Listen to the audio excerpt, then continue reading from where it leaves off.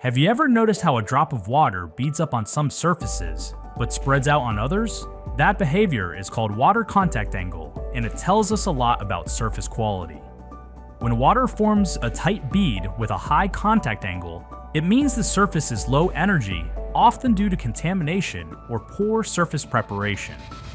But when the drop flattens and forms a low contact angle, the surface is high energy, clean, reactive, and ready to bond.